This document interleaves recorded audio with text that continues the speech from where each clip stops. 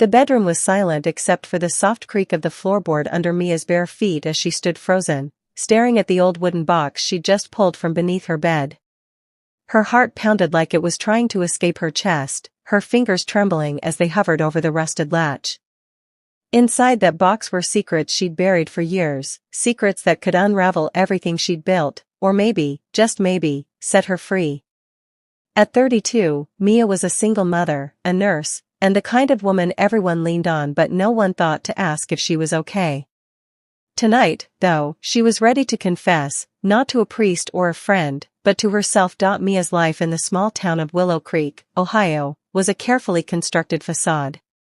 She was the dependable one, the one who brought casseroles to sick neighbors, worked double shifts at the hospital, and tucked her 8-year-old daughter, Lily, into bed with stories of brave princesses. But beneath the surface, Mia was drowning. The box under her bed held letters, photos, and a journal, relics of a past she'd tried to forget. She hadn't opened it since she was 18, when she'd left home to escape her father's alcoholism and her mother's endless disappointment. Now, with Lily asleep in the next room and the clock ticking past midnight, Mia felt an inexplicable pull to face what she'd hidden. She sat cross-legged on the floor, the box open before her, and pulled out the first letter. It was from her high school sweetheart, Ethan, written the day he left for college. "I'll come back for you, Mia. We'll build that life we talked about." Her throat tightened as she read his words, remembering the boy who'd promised her the world. Ethan had been her anchor, the one person who saw her when her parents were too lost in their own chaos. But he hadn't come back. His letters stopped after a year, and Mia, pregnant at 19, had to figure out life alone. She didn't blame him anymore, she'd stopped doing that years ago, but the ache of abandonment lingered. The first challenge Mia faced was confronting the shame tied to those memories. As she read through the letters, each one felt like a knife twisting in her chest. She'd been so young, so full of hope, believing love could fix everything. But Ethan's silence had taught her otherwise, and when Lily was born, Mia had to bury her dreams to survive. She worked grueling hours, moved to Willow Creek for a fresh start, and built a life for her daughter. Yet, the shame of being that girl, the one who got pregnant, who got left, clung to her like damp clothes. Opening the box forced her to relive those moments, to feel the weight of choices she couldn't undo. As Mia dug deeper, she found her old journal, its pages yellowed and curling. The entries were raw, written in the shaky handwriting of a teenager who felt like the world was collapsing. One entry, dated the night she found out she was pregnant, made her eyes sting with tears. "I'm scared. I don't know how to do this. What if I'm not enough?" Reading it now, as a mother who'd fought tooth and nail for Lily, Mia realized she'd been enough all along. But that realization didn't erase the second challenge, the fear of being truly seen. Mia had spent years hiding her past, even from her closest friends. She worried that if they knew about her father's drunken rages or her own teenage mistakes, they'd judge her, see her as less than the strong woman she presented to the world. The turning point came when Mia found a photo tucked between the journal's pages, a Polaroid of her and Ethan at a county fair, laughing under a string of twinkling lights. She could still feel the warmth of his arm around her, the way his smile made her believe in forever. But staring at that photo, Mia felt something shift. She wasn't that girl anymore, and she didn't need to carry her pain like a badge of failure. The third challenge was letting go, not just of Ethan, but of the version of herself she'd been punishing for years. She wanted to forgive herself, to stop believing she was defined by her past. But forgiveness felt like a mountain too steep to climb. Mia's resolution began with a small, brave act.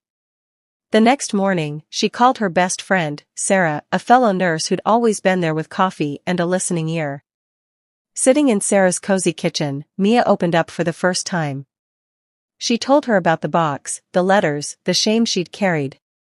Her voice cracked as she admitted how scared she'd been to raise Lily alone, how she still sometimes felt like that terrified 19-year-old. Sarah didn't judge or interrupt, she just listened, her eyes soft with understanding. When Mia finished, Sarah reached across the table, squeezed her hand, and said, "You're not alone anymore. You never were. Those words cracked something open in Mia, letting light into places she'd kept dark for too long. Emboldened, Mia decided to face another piece of her past. She tracked down Ethan, now a high school teacher in a nearby town, and wrote him a letter, not one of anger or blame, but of closure. She didn't need his apology or his validation, she needed to release the hold his memory had on her. She mailed the letter, feeling lighter than she had in years. The final challenge was sharing her truth with Lily. One evening, as they sat on Lily's bed surrounded by stuffed animals, Mia told her daughter a simplified version of her story. She spoke of love, mistakes, and the strength it took to keep going. Lily, wise beyond her years, hugged her and said, "You're the best mom, even if you were scared." Mia cried, not out of sadness, but because she finally believed it. By the time Mia closed the box and slid it back under her bed, it no longer felt like a Pandora's box of pain. It was just a container of memories, part of her story but not the whole of it. She started small traditions with Lily, like Saturday morning pancake breakfasts, where they'd talk about their dreams and fears. She joined a book club with Sarah and other women, finding community in shared stories. Mia even began writing again, not in secret journals, but in a blog where she shared her journey of healing, hoping to reach others who felt alone. The story of Mia's bedroom confessions wasn't about dramatic confrontations or fairy tale endings. It was Hawkinsian. It was about a woman who faced her past with courage, who learned that her worth wasn't tied to her mistakes, and who found freedom in vulnerability. For a 10-minute YouTube video aimed at an American audience, the pacing keeps viewers engaged with vivid emotional beats, Mia's late-night solitude, the raw pain of her memories, the warmth of Sarah's kitchen, the tenderness of her talk with Lily. The story builds steadily, balancing introspection with moments of connection, ensuring viewers feel Mia's journey without dragging. The message that lingers is simple yet profound: your past doesn't define you, but facing it can set you free. Mia's story inspires not because she became someone new, but because she embraced who she'd always been, flawed, resilient, and enough.